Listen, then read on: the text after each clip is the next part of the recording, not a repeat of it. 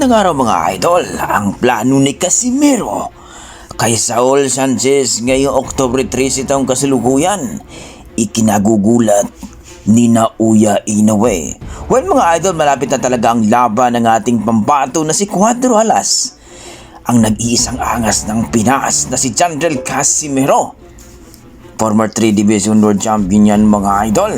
At talagang marami at excited ang mga tao na mga boxing fans, lalong-lalo na ang mga hitter at beater ni Cuadro Alas Jandrel Casimero na makita siyang matalo at makita siyang manalo. At ngayon nga mga idol, ang totoong plano pala ni Cuadro Alas Casimero ay magpapasikat sa bansang Japan na kung saan mga idol, TKO at papagapangin daw ito